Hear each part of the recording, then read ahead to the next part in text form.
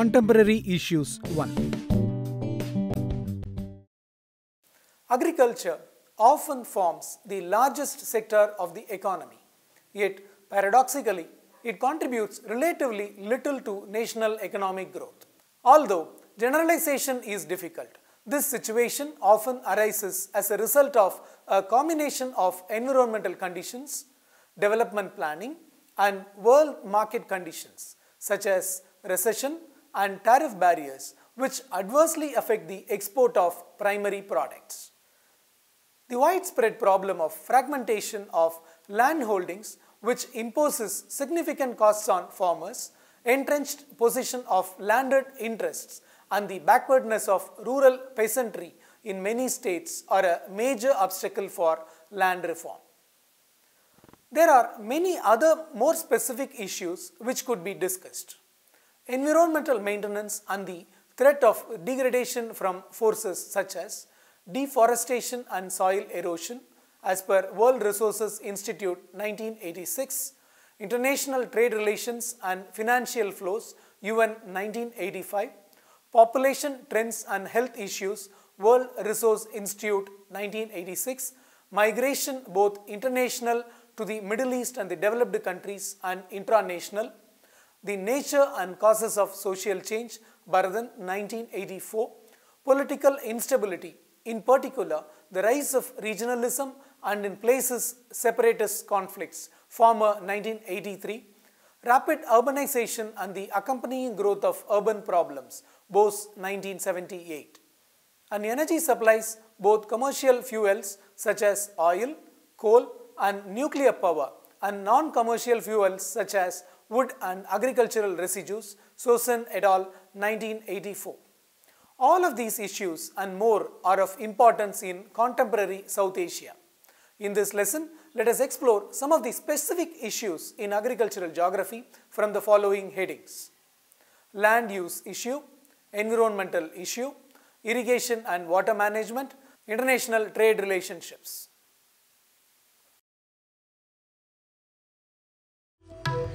Land use issue. Land use and land cover has become increasingly important as the nation plans to overcome the problems of haphazard, uncontrolled development, deteriorating environmental quality, loss of prime agricultural lands, destruction of important wetlands, and loss of fish and wildlife habitat. Land resource constitutes the fundamental base for all human activities. The way and the extent to which the land resource are utilized decide the country's socio-economic development. The improper use of land has led to considerable wastage and progressive deterioration of production and productivity. In the opinion of agricultural economists, the fragmentation of holdings is a great obstacle and one of the major deterrents to economically variable cultivation. It results in wastage of land, labor, and material inputs. It is responsible for increased overhead costs, including even the cost of production, resulting in low returns from agriculture. The division of holdings may be socially justifiable, but economically they are not viable. In Asia, the amount of cropland per person will decline to a micro-tenth of a hectare by year 2020. Given the large number and in many cases, large scale of recently reported land acquisitions, the phenomenon can have major and lasting repercussions on the livelihoods and environments of many. Strong demographic growth in many lower and middle income countries exacerbates competition for land and resources. The fact that many land deals are being negotiated behind closed doors and without local consultation compounds these problems. The results can be very detrimental to local people, investors, and host governments. Several weaknesses in land use policy, administration, and management adversely affect the efficiency of land markets and thus the country's economic growth potential and equity due to unclear and inconsistent land policies, inefficient land administration infrastructure, highly politicized land tax system, inefficient agrarian reform program, and inefficient housing development program. Poor and inappropriate land management is the main cause of physical, chemical, and biological degradation of cultivated land, pasture, rangeland, and forest land. Increasing pressure on resources, particularly in vulnerable regions, has caused serious soil productivity decline, especially under extensive farming practices. This is manifested by declining yields, decreasing vegetation cover, salinization, fertility decline, and increasing erosion, loss of organic matter, and biodiversity. Food security is directly related to the ability of land to support the population. As a result, farm labor productivity and revenues from agriculture are falling. Migration to urban areas is increasing. Rural poverty is exacerbated. Efforts to restore productivity of a degraded land must be coupled with efforts to recognize productive capacity of land resources. There is a need to encourage countries to scale up already known SLM measures and continue to develop new updated land use systems to meet economic, environmental, and food security goals. Environmental issue. A series of recent assessments have indicated that despite the signing of major environmental agreements, carbon emissions continue to rise. Species extinction is continuing and desertification continues to be of great concern in arid, semi-arid, and subhumid areas. With an increasing global population and overall purchasing power, more food calories are required, while the availability of the necessary biotic and abiotic production factors is shrinking. Land is being converted to non-food production systems, water resources are more scarce, and climate change and shrinking biodiversity are threatening the viability of farming in various settings. Today, it is clear that there is no choice but producing more with less, while deploying every effort to minimize production factors' risks. Agrobiodiversity used in food production underpins humanity's life support system. Agricultural intensification and expansion have destroyed biodiversity and habitats, driven wild species to extinction, accelerated the loss of environmental protection services, and eroded agricultural genetic resources essential for food security in the future. Climate change is expected to cause modifications to biodiversity at all levels, including ecosystems, species, and genes. The greenhouse gas emissions have not reduced. Global temperature will probably rise by between 2 degrees and 3 degrees centigrade over the next 50 years, leading to climate changes that will impact food production, health, and the environment around the globe. Agriculture practices such as deforestation, cattle feedlots, and fertilizer use currently account for about 25% of greenhouse gas emissions. In turn, their increasing frequency of storms, drought, and flooding caused by climate change threaten the viability of agro-ecosystems. Changes in farming seasons and shorter cycles for all organisms will lead to new pests and diseases, while general increase in risk patterns and variability will affect economic returns and food security. Although the data are somewhat uncertain, it shows that between 1/4 and 1/5 of the world's agricultural land, permanent pastures and forest-and woodlands have been degraded over last half-century. Overgrazing, deforestation, inappropriate agricultural practices account for most of the damage. Subsistence agriculture drives the exploitation of marginal lands, misuse of water supplies, exhaustion of soils, deforestation, release of greenhouse gases, and the loss of genetic diversity. The shift to bioenergy raises concerns for food security as land and other productive resources are taken from food production. In addition, intensified biofuel operations could have significant negative impacts on water and soil, natural habitats, and biodiversity. There is an urgent need to assess the feasibility of bioenergy systems based on countries' needs and resource endowments, prevailing policies, and plausible scenarios for the economic, environmental, and policy variables. Biofuel policy cannot be successfully managed outside the overall policy and regulatory framework of the agricultural sector. This will require coherent, long-term planning for transition and adjustment, which takes into account the complexities of managing change in a market-based world economy. Damage by crop, pests which include insects, diseases, nematodes and rodents is one of the major constraints to increase food production. Excessive and inappropriate use of pesticides in our agro ecosystem in the last 2 decades or so has resulted in degradation of our environment, while our pest problems seem greater than ever.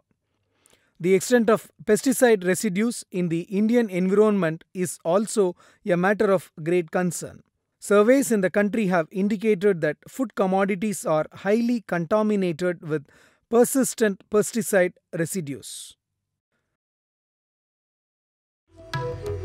Irrigation and water management issues. The failure to develop adequate operation and maintenance mechanisms to ensure the sustainability of the irrigation schemes, mostly large public schemes, has led to irrigation management transfer. As the older public schemes reach the age of 30 to 40 years in most countries, the issue of rehabilitation, which is related to operation and maintenance and modernization, is becoming increasingly important. The increased land and water scarcity and low expected return of future expansion of irrigation has led to rehabilitation in irrigation programs.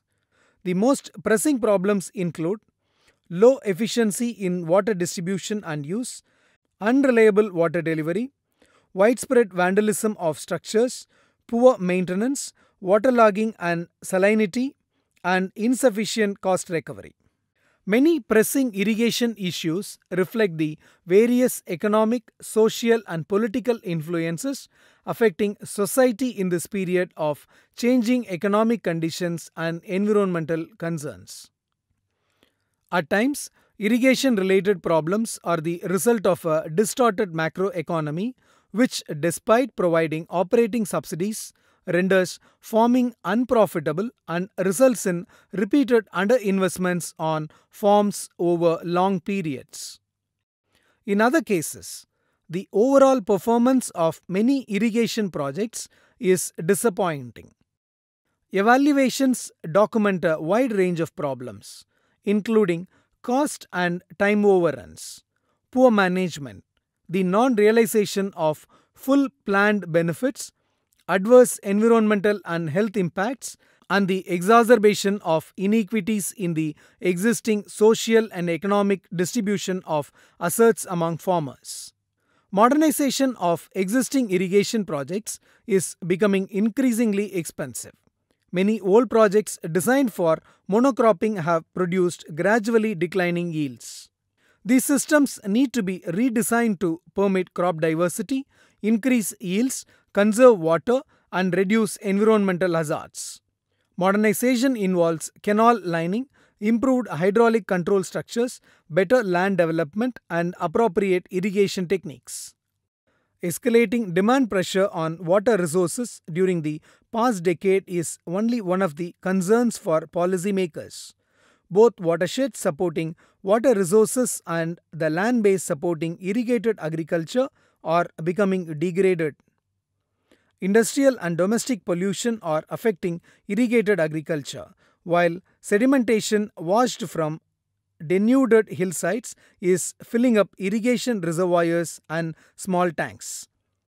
At the same time, improper irrigation practices are causing waterlogging, salinization, soil erosion, and water pollution, which directly affects other irrigators. FAO estimates that of the 237 million hectare currently irrigated, about 30 million hectare are severely affected by salinity, and an additional 60 million to 80 million hectare are affected to some extent. UNEP recently reported that the rate of loss of irrigated land from waterlogging and salinity is 1.5 million hectare per year. 62 million hectares of irrigated land from Morocco to Bangladesh and from northwestern China to Central Asia suffer from this progressive condition. Salinity affected areas as a percentage of total irrigated area is estimated to be 10% in Mexico, 11% in India, 21% in Pakistan, 23% in China, and 28% in the United States. A related concern is the rapid rise in groundwater levels, leading to waterlogging and depressed crop yields. Countries suffering from waterlogging and salinity face a dilemma. They cannot force abandonment of affected lands because of the growing populations that depend on them. But neither can they afford to drain the lands. Political pressures often prevent the implementation of apparently sensible and fair reforms for water services. Irrigation management does not generally have a good record, but the full extent of the problems has been obscured by a lack of performance assessment criteria and a variety of hidden subsidies.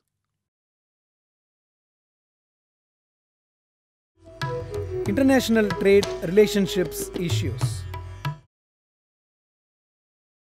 There is growing importance attached to environmental concerns within the world trading system. Among the many issues surrounding agricultural trade and the environment in the context of the WTO are the following: the impact of international trade and trade liberalization on the environment, difficulties associated with the green box exceptions for environmental programs, the relationship between environmental agreements and the international trading system, and trade problems created by the existence of disparate national regulatory systems, and more generally the fear that trade regulations based on environmental considerations could be a form of disguised protectionism.